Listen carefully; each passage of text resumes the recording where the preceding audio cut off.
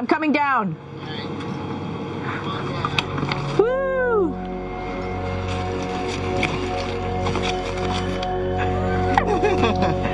Then he can come right back up again, like Superman.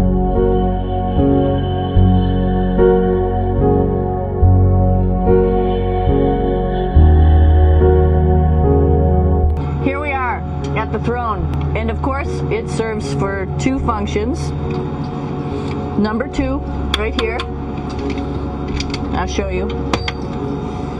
But you see it's pretty small, so you have to have pretty good aim, and you'll be ready to make sure things get let go the right direction. And it smells a little bit, so I'm closing it up. And that's of course for number 2.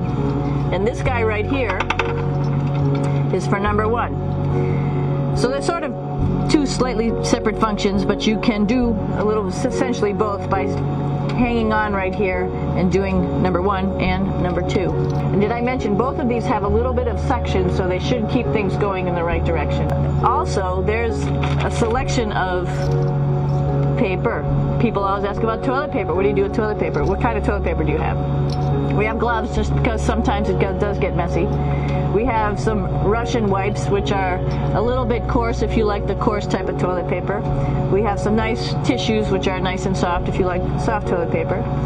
We have Huggies, just for any cleanup. You know, we were all babies once, and this sort of helps. And then if things get really out of control, we have disinfectant wipes, just to make sure we clean up here. And so people always ask about sleeping in space. Do you lie down? Are you in a bed? Not really, because it doesn't matter. You don't really have the sensation of lying down. You just sit in your sleeping bag. So here's one sleep station right here. I'm going in right now. You can follow me if you want. The sleep station is also like a little office. We've got a computer in here.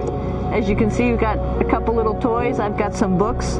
I've got some clothes and other things that make it sort of like home. So I'm inside. It's sort of like a little phone booth, but it's pretty comfy. I've got a sleeping bag right here that we sleep in, so we don't have sort of like a little bit of a cover. We don't fly all over the place. I think some questions I had were about what do you do in your free time? And you can't help but want to just come to the cupola and look outside as much as you can.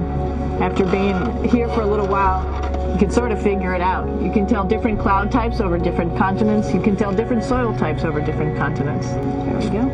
So right now we are right over Africa. It's a little bit cloudy, as you can tell. And one of the things we also do is we exercise. We have some exercise equipment on board the space station. We need to do that because we lose bone density and muscle mass while we're up here, and that's a result of not having to fight against gravity. So how we keep ourselves in shape are with a bike, a treadmill, and a weightlifting machine. This is the bike. You notice the clip pedals. So all you need to do is actually clip your feet in, and then you can start pedaling. You don't need a seat because you don't sit down. Actually, I haven't sat down for 6 months now. You probably see that the bike bounces around a little bit. As I move it, it's not steady and held to the wall firmly. And the reason for that is the space station is pretty big. You saw that there's also solar arrays on the space station. If we start putting any forces into the space station, it's going to make those solar arrays bounce around a little bit. So here we are in the heart of the space station, really. This is the service module. This is the central post. In case we had any problems, I know a couple of the questions are about what type of things do you have to worry about. And some of the things we have to worry about in space are fire.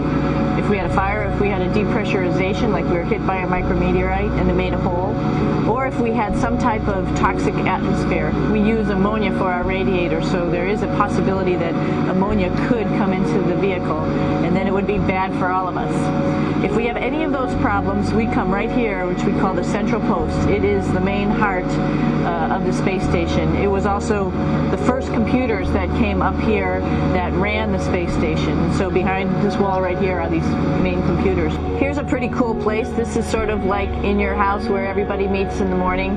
After you wash your face, brush your teeth, you want to find something for breakfast. And this is our kitchen. You might notice there's all sorts of foods here. It's like opening the refrigerator. You got all your different stuff that you want to have, drinks, meats, eggs. So we have all this type of food. Some of it is dehydrated, and so we have to hydrate it, fill it up with water. Some of it is already made, and then all we have to do is heat it up. So something like this, I'm pulling out barbecued beef brisket. Not only is this food made in the U.S., but we also have food here from Japan. We've got Russian food. As you can see, all these red containers are filled with food that's from Russia. And then we get some of our specialty stuff, some things that we like, some of our favorite stuff that your family can send up. I'm here with my two buddies in the airlock. Actually, these are two spacesuits that are ready, primed up to go outside. The spacesuit is pretty big, as you can see. It's like being a football player. Part of the reason it's so big and bulky is because of this backside, this backpack. It's like going on a hike with a backpack, but the backpack and the suit weighs about 300 pounds. Luckily, in space, nothing really weighs anything, so you don't feel that it's so heavy. But we need to have such a big suit because that guy back there is essentially the heart of the spacecraft. I call this actually a spacecraft. It has all the oxygen for you. It has all the carbon dioxide removal system for you. It also has a heating and cooling system to make sure to regulate our body temperatures while we're outside. This is the docking probe right here, this big thing. This helps us connect to the spacecraft. This probe actually sticks into this cone, and that's how the spacecraft, our Soyuz, becomes connected to the ISS initially. That is then replaced by clamps, which are around here, that will allow the two spacecraft to be stuck together. And then you can remove the probe and the cone. It's a little bit squishy, but everybody asks, how do you sit in the Soyuz?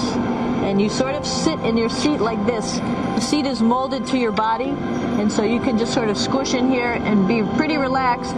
Everybody has a handmade seat for them. And then, of course, there's a control panel, and that's where we do most of our actions and work right here. You're probably wondering, what's all this junk behind us? Well, it's all of our parachute, first of all, and then it's all of our survival gear, just in case we end up landing in some strange place on the planet and nobody's there to rescue us right away. We have all sorts of survival gear with us, keeping us safe in here. So they've pretty much thought of everything.